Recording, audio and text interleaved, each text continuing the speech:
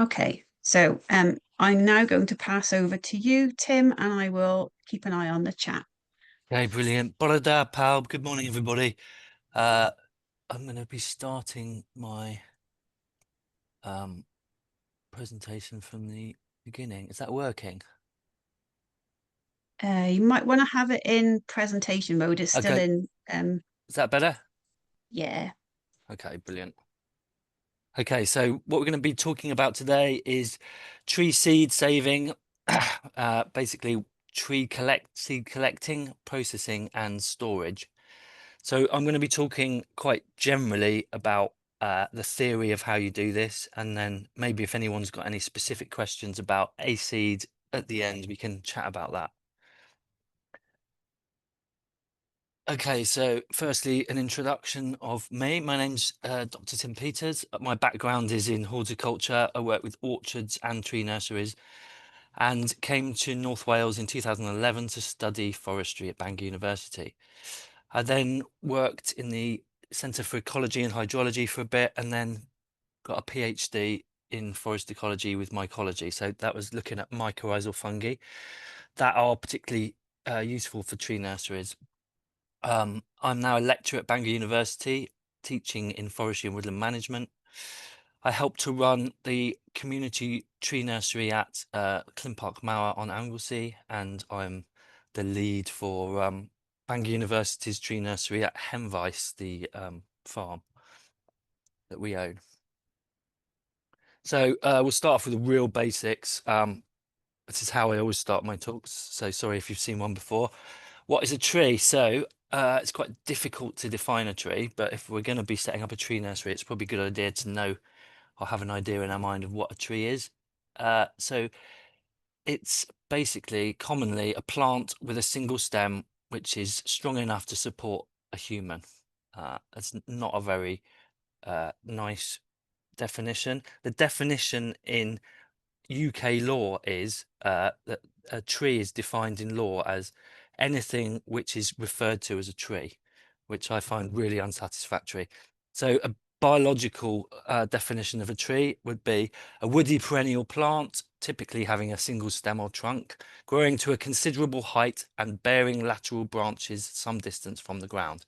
So that's just a biological way of describing something that's going to be big enough to support us when we climb it.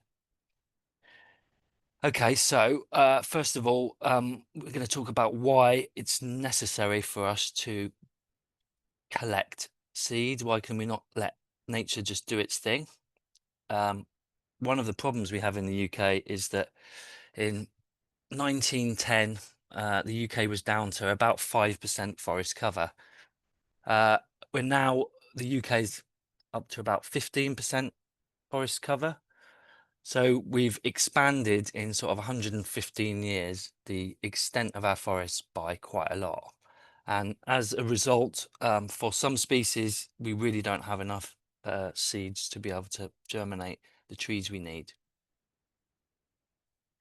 So I touched a little bit on some of the reasons for seed shortages. It's historic reasons, really, because of the Industrial Revolution. So yeah, 14% forest cover in the UK. The EU is 38%. And the world is 31. So we're kind of hovering down there with quite kind of low tree cover. Historically, we didn't have many registered seed stands. That's partly because we relied on imported seed quite a lot in the past. There's a lot of issues now with labour shortages. A lot of the people that worked in tree nurseries and seed collection were migrants, particularly from Eastern Europe. And also, obviously, an increased demand. So the net carbon zero targets and tree planting targets that all UK governments have increased the demand for tree seeds. So England alone needs 120 million trees a year. The other thing that's quite complicated with tree seeds is that there's a long lead-in time. So for some species, if you want to plant a tree this winter, you would have had to you would have had to send your volunteers out to collect seed 4 years ago. So that's worth bearing in mind. Logistically, it's a bit of a nightmare. So what is a tree nursery? So a tree nursery is just simply a place where seedlings are raised, a place where plants are propagated and grown to a desired age or size.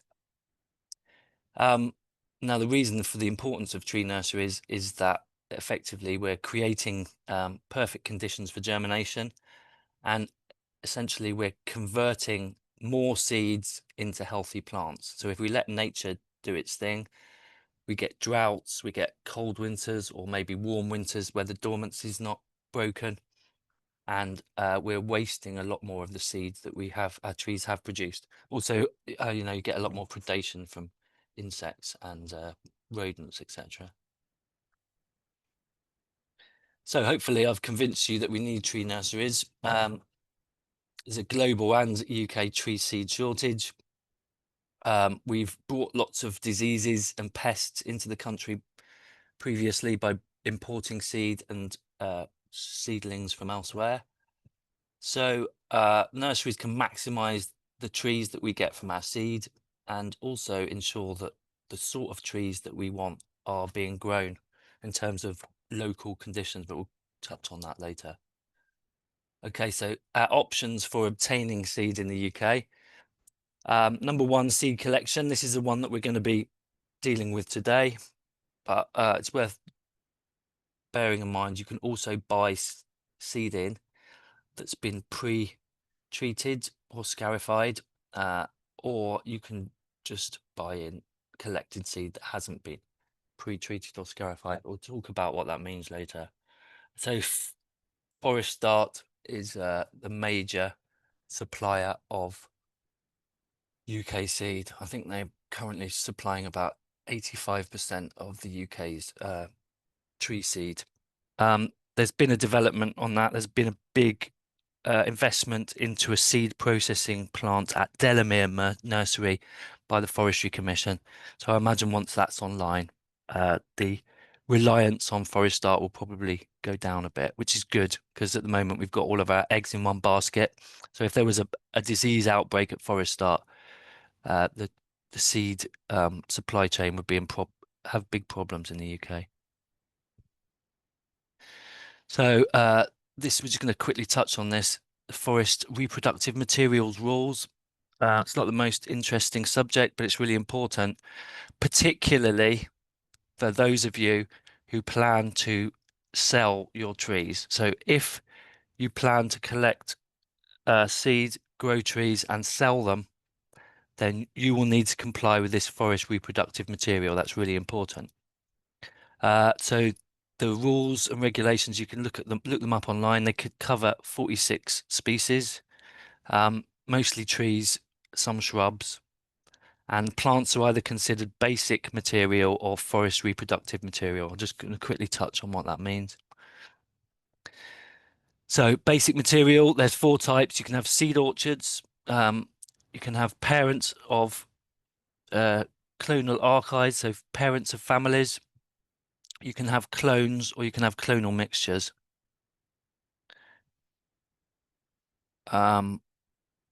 This is here on the right hand side, this is the forest reproductive material rules. Like I say, this is available online if anyone's worried and they want to have a look at it. But essentially I've just kind of condensed the really important stuff. So any person on the left hand side, any person wanting to sell any trees, they must be registered as a supplier with the Forestry Commission. Registration is quite straightforward, but it takes a few weeks, so you have to make sure that you've done it with enough time to do the collection. And you must inform the Forestry Commission 14 days before the collection. And then you must have a supplier number.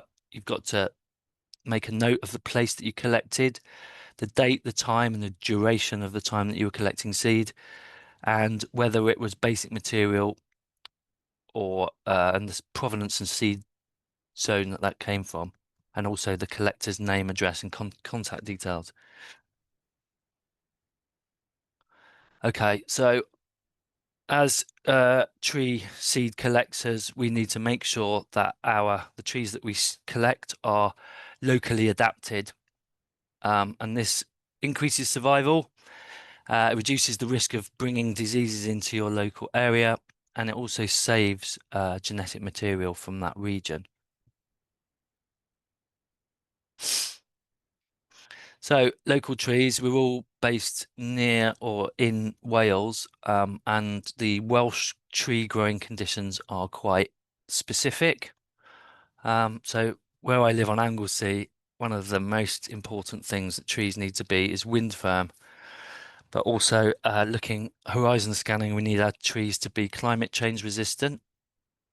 That's quite difficult. We need to be able to try and anticipate what sort of conditions we're expecting in the future. We need some pest and disease resilience or resistance. We might be thinking about trees that produce timber in the future if that's important. A lot of you are going to be growing probably for conservation and biodiversity, so that might not be as much of an issue. Species which continue to supply Wales with ecosystem services. So that's just ensuring that the services that are provided by trees continue to be met in the future and keep us all alive. Also species that continue to be habitat for our native biodiversity. So in some instances in the future, if our native trees can't survive in the conditions in the UK, we may have to think about non-native trees, but collecting those seeds locally, if we're going to do that, is still important because there's still an increased risk of bringing diseases into the country if we import anything. So if you're going to be going out and collecting seeds, how do you assess whether a seed stand is a good stand? So the things that you need to consider is the location of the tree or trees. So distance to poor examples of the same species. And what I mean by poor examples is maybe hybrids you don't want, or diseased or poor form trees. Poor form, again, it's something that we think about more in forestry, but depending on what your management objectives are, what your reasons for collecting seed, it may well be something that you need to think about. So normal variation is best. So if we want a certain amount of uniformity, but not too much, we don't want a load of clones because we don't get enough diversity that way. So woods quality and volume is probably going to be less important to you guys. Health and resilience is key, really. Don't collect seed from trees that look unhealthy, trees that have obvious diseases or die back. The other thing that people forget about is the size of population. So if your tree population is very small and very isolated, then the genetics are more likely to be potentially stunted or the diversity less. So really we're looking at a minimum number of trees that we know can cross with each other to collect seed from. So I'd suggest probably like 20 or 30 trees. Anything less than that, and you might be reducing your genetic diversity. So the age of trees is really important. Some trees take a long time before they produce seeds, and others are producing seed almost straight away. And then morphology, again, that's probably something that's less of a consideration for people who are going to be collecting for conservation and biodiversity. So if morphology is something that you're concerned about, is a Forestry Commission note, FNIN 39. It talks about how you can select trees for specific morphology, if anyone's interested in that. But that's more, again, for timber species. If you were planting things that you wanted to coppice, some provenances will coppice better than others. Or if you're planting, say, hazel for nut production, you may choose a different provenance than if you were going to be using it for coppice materials. So trees that coppice well tend to produce less nuts, and nut producers tend to coppice less well. Things like that are considerations depending on your primary objectives for planting the tree. So everyone talks a lot about local provenance. I'm just going to quickly explain what that means. So provenance is the place where the seeds, the parents were located and the seed was collected from. So the origin uh, is different. It's the place that's considered to be the species' native range. So for something like sweet chestnut, you might have a 302 or 303 provenance, which means that the chestnuts were collected in Wales and are locally adapted to Wales, but the native range of chestnut is not the UK. So that's in Southern Europe. So in the 1990s, the Forestry Commission divided the UK up into these provenance zones. So this is a map showing you so 303, 304 is the Welsh zones. And you can see the way that the UK was divided up in these provenance zones is quite unscientific, I would say. So some of the boundaries of the zones are just rivers. Obviously, it's kind of a ready reckoner.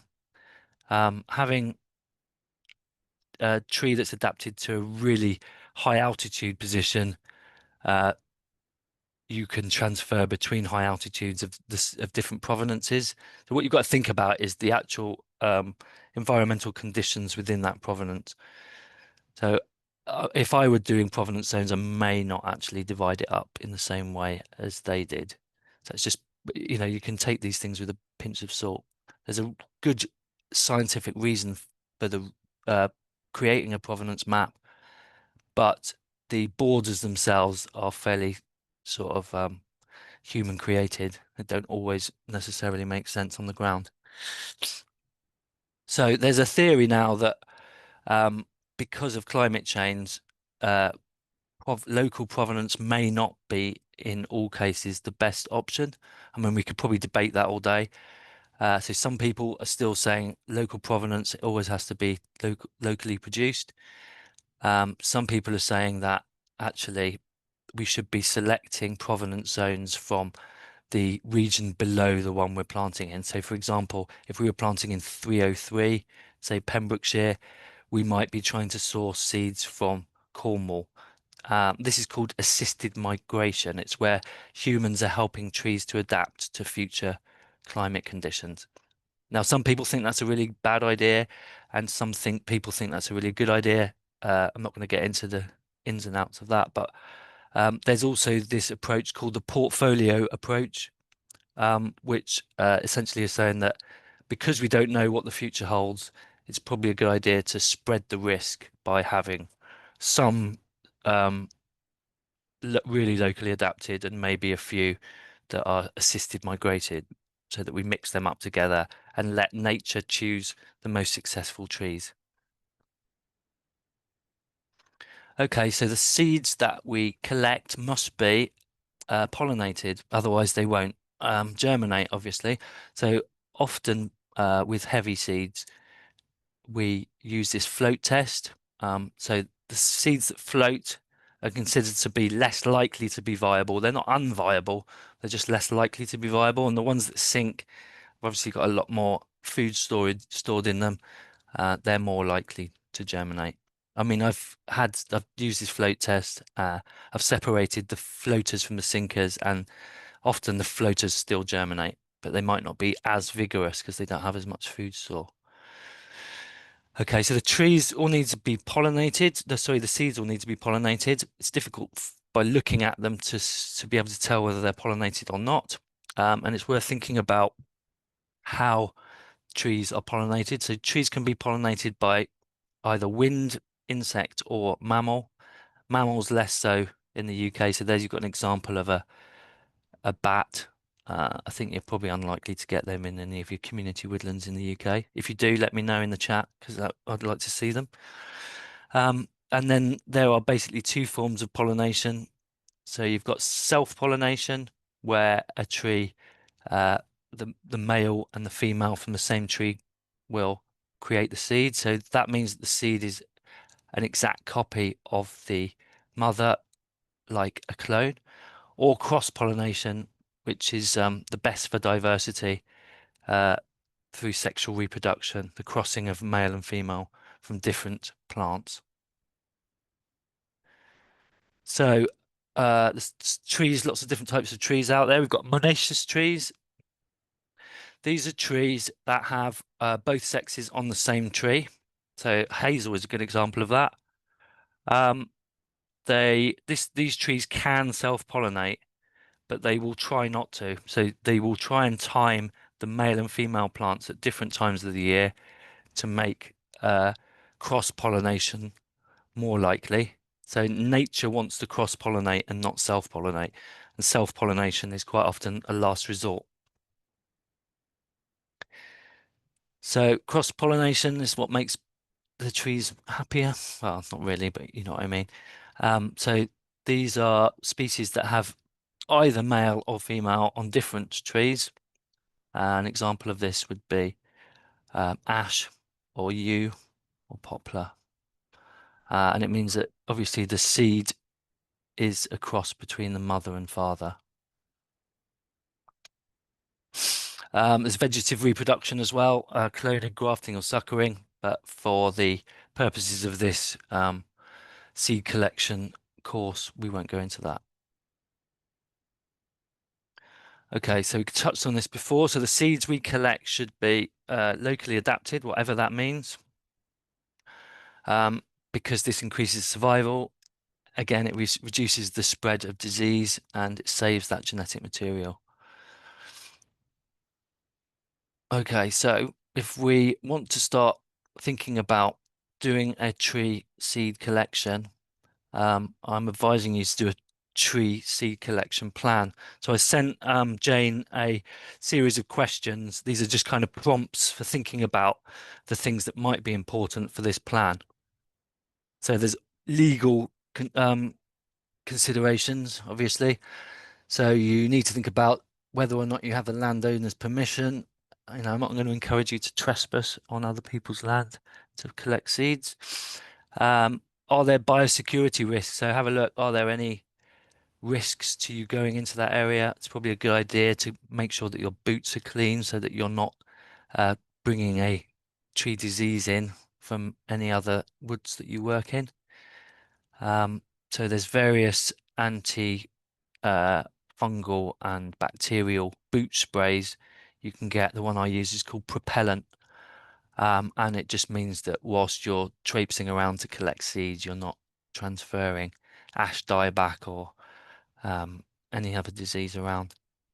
Obviously, health and safety first. Wear helmets if it looks like there might be branches that are going to fall. Think about not collecting seed if it's a really, really high wind. Think about when the seeds are ready. So there's no point in picking seeds before they're ripe.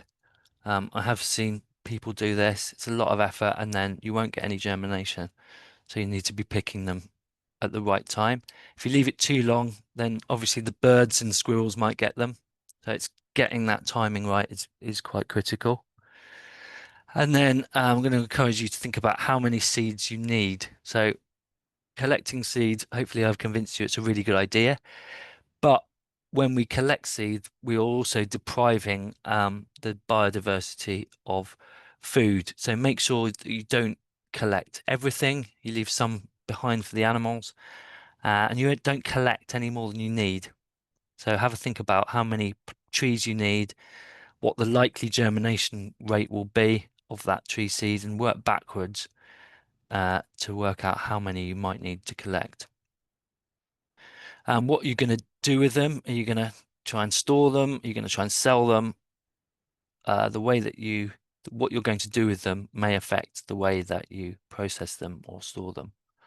And then obviously the registration through the Forest Reproductive Material needs to be done if you're going to sell your trees.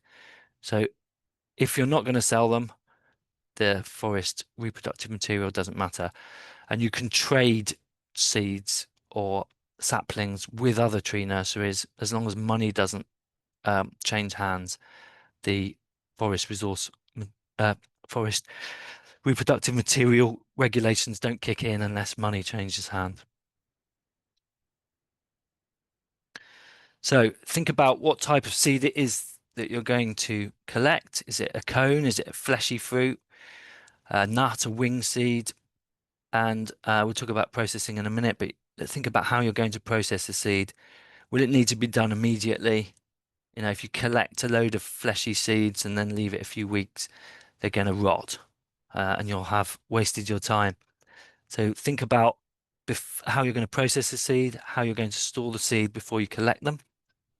Think about what stratification might be required, and I'll be talking about what that means in a minute.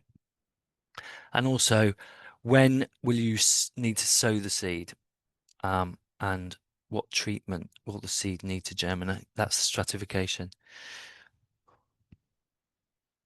So remember to keep records. You need to have, for your own records, whether you're selling or not, it's a good idea to have an idea of the date you collected it. You can look back the following year then and work out which day it was, or roughly when the seeds are going to be ready again. The species, either the number or weight, the site that you collected from, and keep a record of the owner's permission. It's always a good idea to have that in writing, or even if it's just an email. Handy hints. So very few trees produce the same amount of seed each year.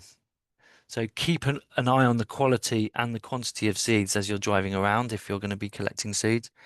Make sure that you've got an idea of the ripeness of the seeds. Don't collect the first seeds to fall. Apparently, these are the ones that tend to be pollinated, so unviable. The later seed is generally better quality. And then make sure that you don't delay for so long that the squirrels have eaten them all. If you can, try to collect from the floor. It's a health and safety issue with climbing trees and climbing up ladders. Some tree seeds, some conifers, you need to climb the tree to collect the cones because they don't fall when they're ready. In which case, probably good to have a trained tree climber.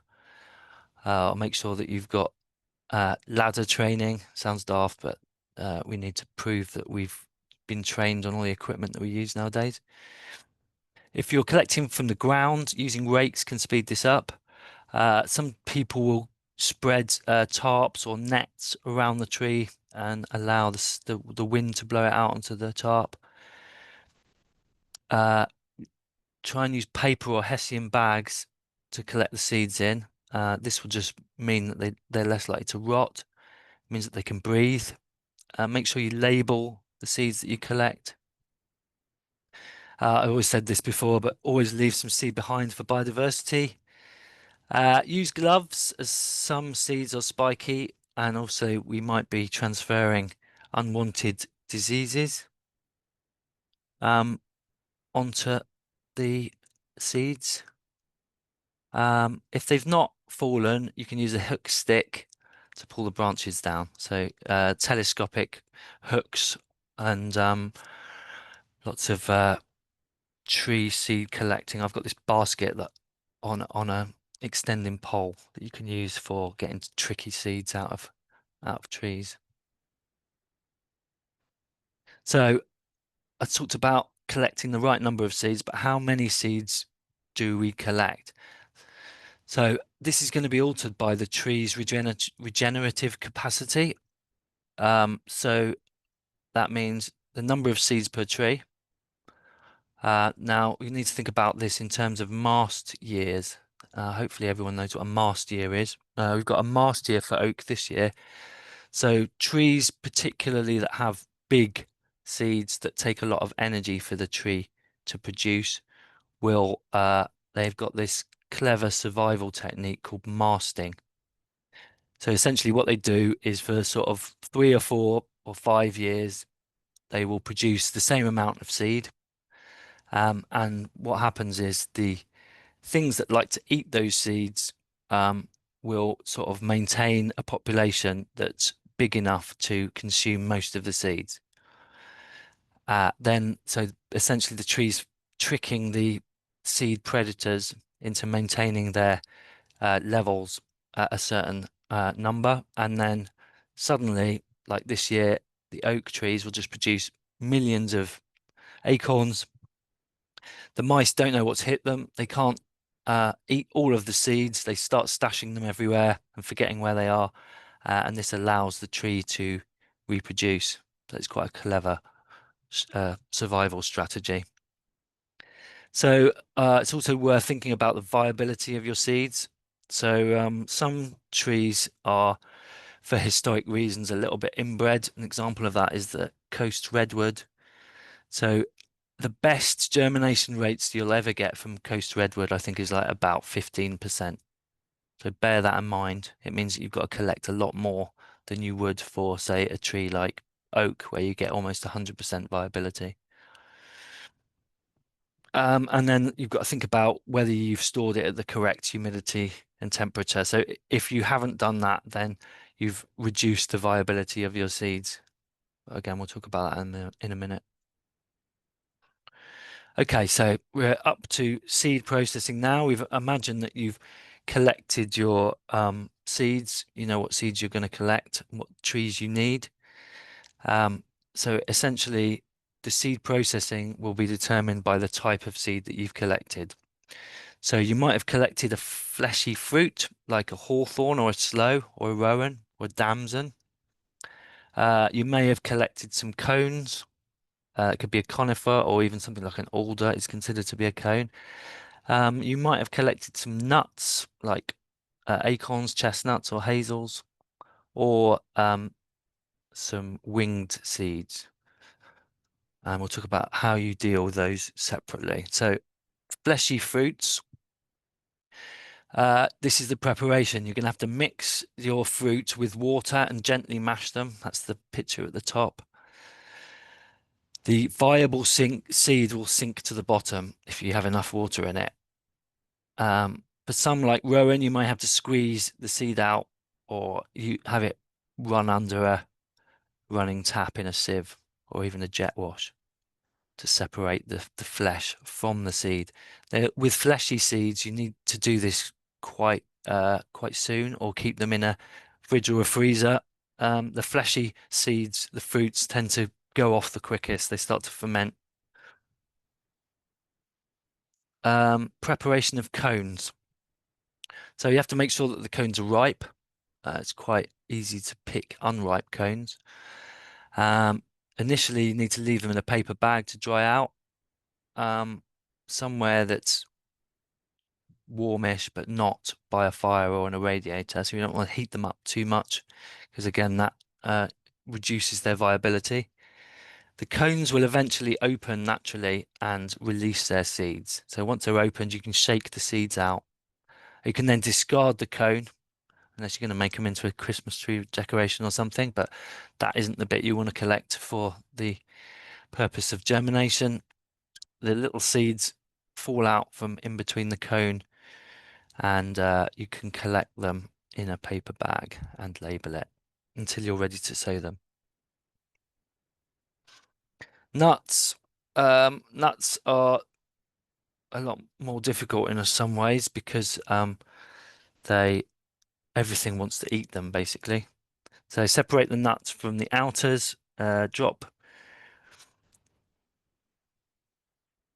I've got a few typos there. So you've got to drop remaining seeds into a bucket of water for the float test.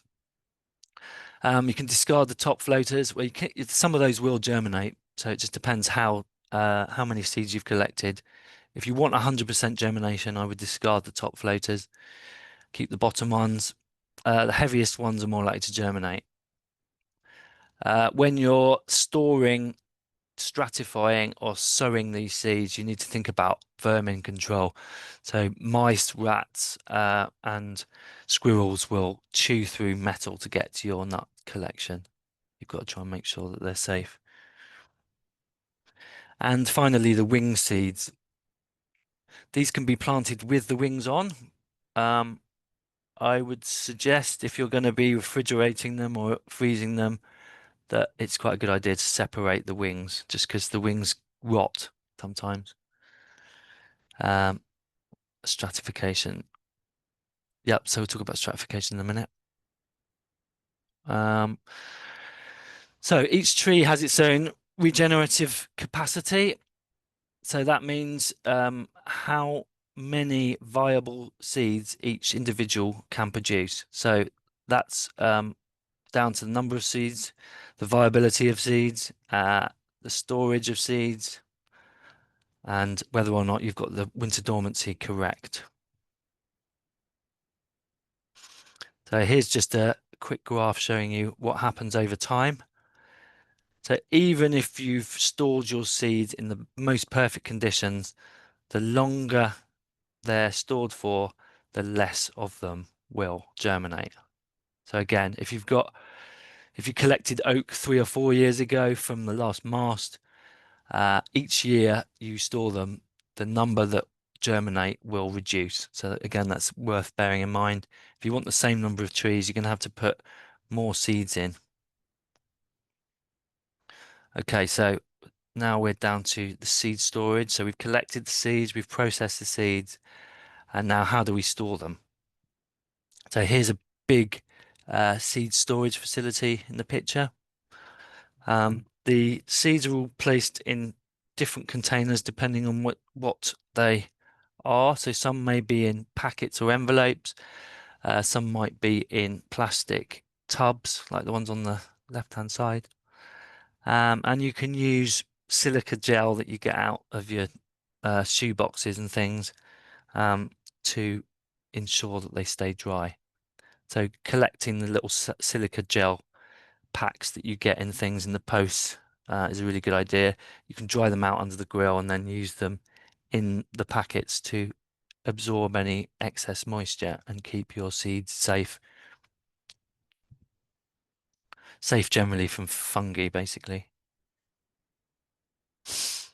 So depending on the type of seed, you will need to dry out the seeds before you store them, and then store them in a refrigerator. But we'll talk about that here. So depending on what type of seeds you have, you'll have to look this up, and I can show you where you can do this. There are effectively 3 types of seed storage. So there's orthodox seeds, intermediate seeds, and recalcitrant seeds. And they all have to be stored slightly differently. So orthodox seeds are capable of being dried to less than 12% water, and that's really good because it means that the fungus can't survive. And then they can be stored in the freezer and they will survive. So these are very tough.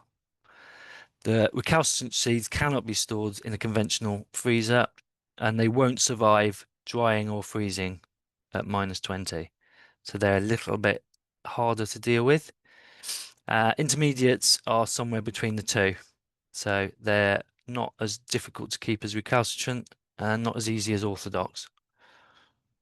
And I'll show you some examples of each of these. So orthodox seeds are, I've just got UK tree seed examples here. I'm assuming that most of you are going to be collecting native trees. So actually I'm looking at them now, they're not all native at all, are they? So alder, birch, hawthorn, hazel, holly, lime and rowan are all native. Intermediate examples aren't native at all. So you've got Norway maple, beech is native to some of the UK, bay laurel is Mediterranean, and obviously a giant redwood is from California, but they're all intermediate seed storage type. And then the recalcitrant seeds, most of them are large seeds, so a lot of them are tropical seeds, but oak is a recalcitrant seed, and I'll talk to you about that in a minute as well. So I've talked about winter dormancy, so I'll just talk about the theory of that. So again, winter dormancy is a survival strategy that trees have evolved in order to prevent them from germinating on a day like today. So where I am in North Wales now, it's quite warm today, it's quite sunny. Some of the seeds will have dropped from the trees from this year because of the high winds. And if they're sitting on the ground, on a warm day and they germinate, then when we get the frosts in a few weeks, those germinated seeds will die. So the tree has evolved this clever capacity to be able to tell when the winter is over. So essentially what they're looking for is a prolonged period of cold. We call it a chilling period. And this is would be in nature would be the winter. And that chilling period alters the seed chemistry and means that in the spring, when it does warm up, after this cold period, the germination is triggered, if that makes sense. So this is what our stratification is trying to fake. It's trying to make sure that the correct amount of cold has occurred so that when we put our seeds into the soil in spring, we get consistent germination. So what does this mean in theory? It means that we need to be mixing the seed with a medium and keeping it either warm or cold for a certain amount of time. That's stratification. It's called pre-treatment as well. It's a bit of a misleading name, stratification, but that's all it means. Research the process for the species you intend to grow. So again, I'll show you some books and some resources in a minute to work out what the pre-treatment or stratification needs to be for your species. Normally we mix the seeds with moist, not wet, sand and some compost. This is then kept in a plastic bag. Sometimes they have to just be kept sealed. Sometimes you have to let them breathe. Normally keep them in the fridge or the freezer for a specific amount of time for a specific temperature. And remember to label the bag well. If you've got hundreds of seed bags in the fridge, it's easy to lose track of what they are.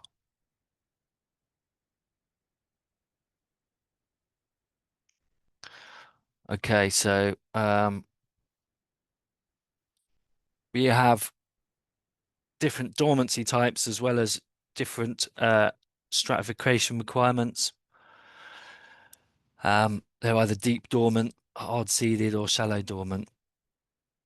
But again, some of this might not be relevant depending on what trees you want to grow. So dormant seeds. Non-dormant seeds are a bit of a problem. So oak is non-dormant, which means that it can fall off the tree at this time of the year, and if you get a warm day, it will start to germinate. So it doesn't have those stratification requirements. So the issue with non-dormant tree seeds is stopping them from germinating. So you can collect them before they start to sprout and chill them to prevent germination. But really, the best thing to do is to sow them as soon as possible. So if you wanted to collect some of the mast of oak, you're better off just sowing them in the autumn and protecting them from mice and rats. Okay, so here's the useful resources that I was mentioning. There's a tree seed collecting manual, guide to collecting seed, and a tree grower's guide is really good actually, and it's all available as a PDF online. Okay, now we're down to the funding slides at the end, and then we'll go to questions. I have got some videos here if anyone wants to look at them of seed gathering, one produced by produced by the Woodland Trust. Oh no, that produced by the Tree Seed Collaboration, I think, that one actually. So yeah, we can play them if you want, or we can go straight to questions. What do we think? There are no questions currently, Okay, well, so should we have a little field yeah. maple seed video? Mhm.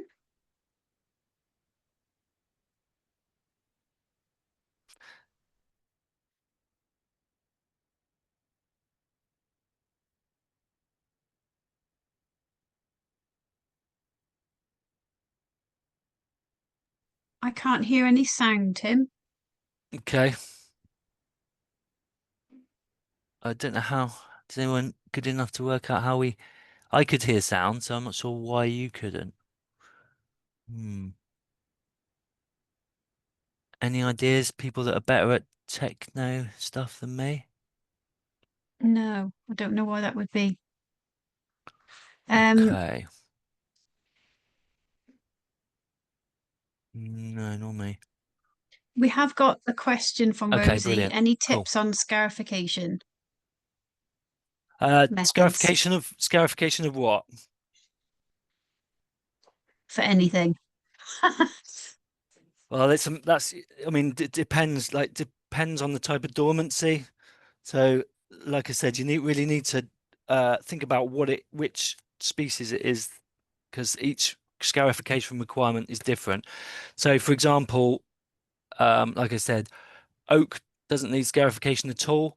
Hawthorn needs a complicated scarification that takes 2 winters unless you speed it up by putting it in the fridge. So it really depends on what species. Have you got any experience with juniper?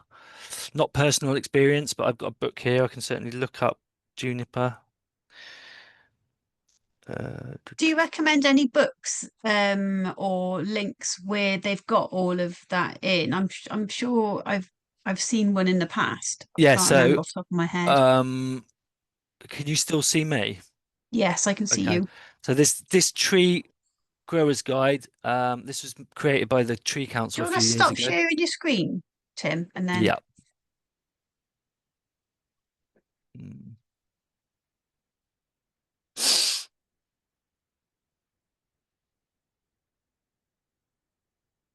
Stop share. yeah, Okay, is that better? yeah, I can't see myself, but you have to tell me if you can yeah, see that. we can see you. So this is you can buy it as a physical copy like this, but it's also available online as a PDF, so you can download it, and it's got most of the trees that you're likely to be collecting seeds from. It tells you how to germinate them, how to store them, the year, time of the year that you're collecting them. So that one's really good. Got that as a Um, PDF. I can send that round afterwards. yeah, so I put a link on the resources. There Okay. was a link to that Oh, there we go. book. Jenny shared it. Cool. Um, so yeah, there's a lot of resources. The resources that I sent to you are good. There's this Trees in the Ground, another tree council book. I've got depending on if it's a really weird variety, I've got the Royal Horticultural Society book of propagation, and that's got everything, all the horticultural varieties, shrubs, all sorts of stuff. So that's if you've got a really unusual species that you want to germinate. If it's just native species, that Tree Council guide is really good. Right, we've had some more questions come Okay. in. Um, is there a rarity? Is there a list of rarity of the seeds collected? Which tree seed is scarce? That's from Bruce. Okay, so there is, yeah. If there is a strategy document, I think done by either DEFRA or the Forestry Commission, I'll have a look for it now and send you a link, Jane.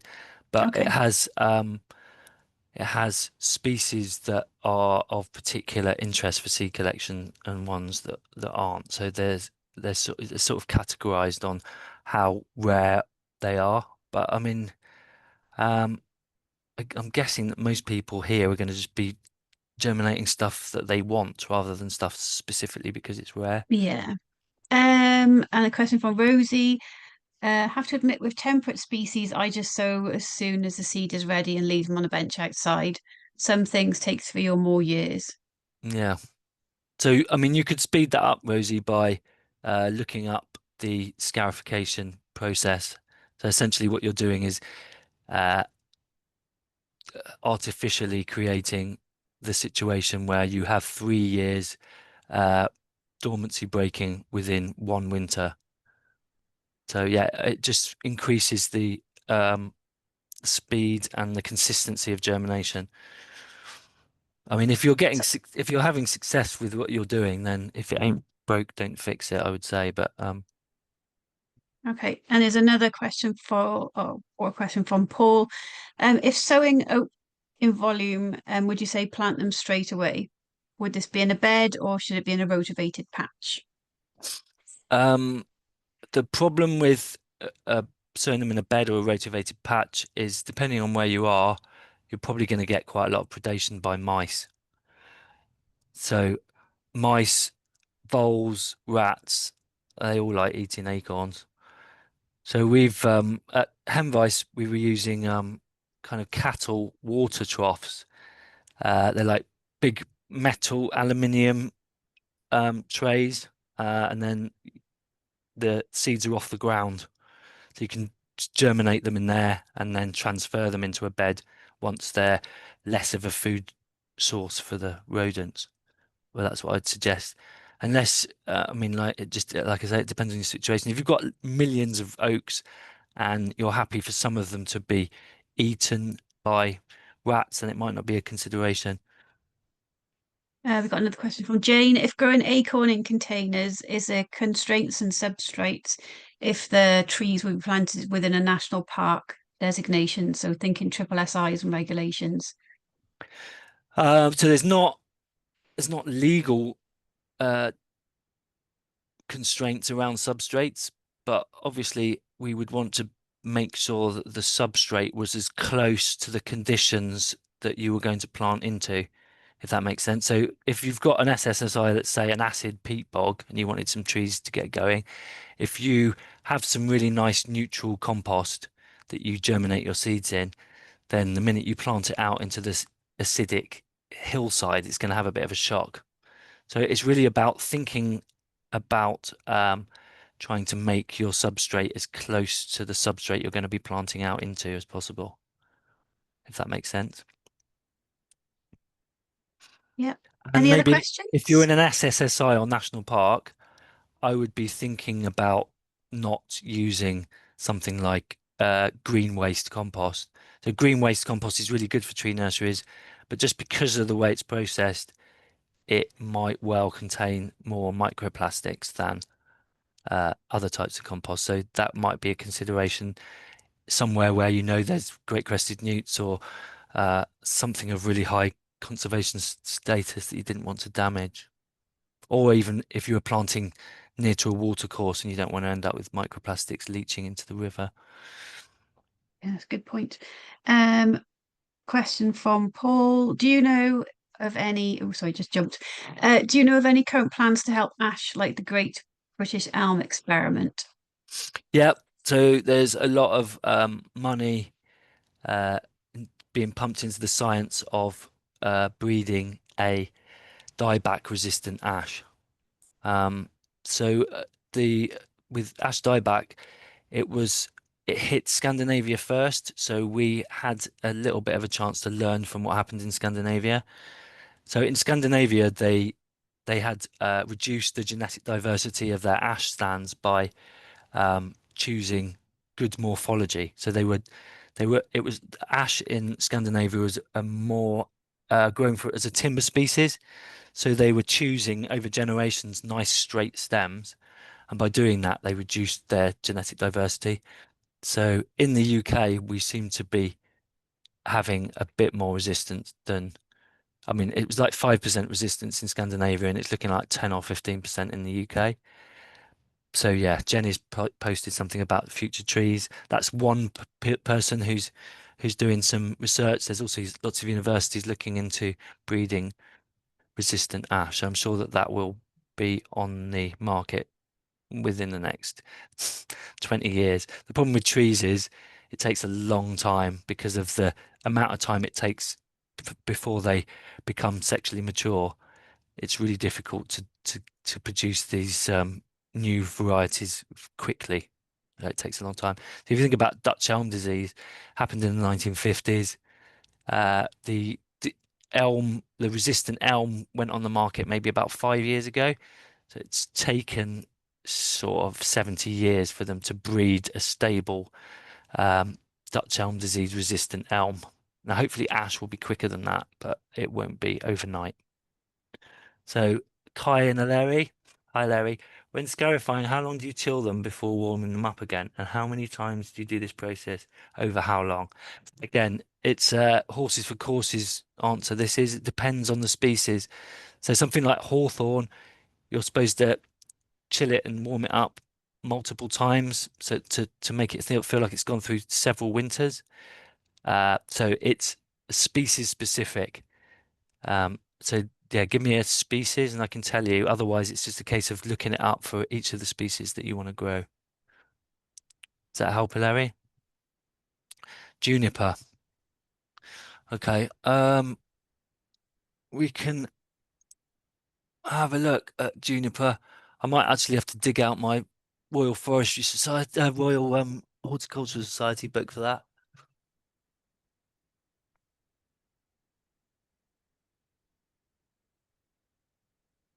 Plant Life did quite a lot of research with juniper, so you might want to have a look at some of their resources. Yeah, juniper's not one that I've done myself, I'm ashamed to say. So I'll just Can't do quick everything, Tim. Google search. So yeah, there's a Plant Life paper on juniper germination that I can Yeah. send you.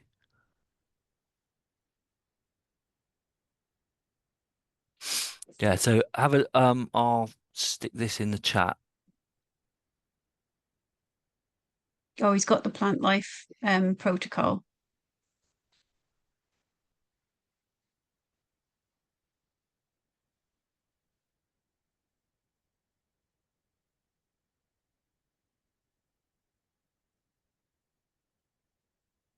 Oh no, Rosie said she's emailed it to him. Sorry, I misread that. But yeah, I know they did quite a lot of work, so it might be worth contacting them and speaking to whoever the project person is, because they did quite a long piece of work on that. There's another thing here. It's a horrible looking link, but that's guidelines for seed collection and stratification of common juniper. So I'm sure there'll be something in there. I don't know why the links come out so horrible looking. Apologies I for that. do sometimes. Yeah. Any other questions?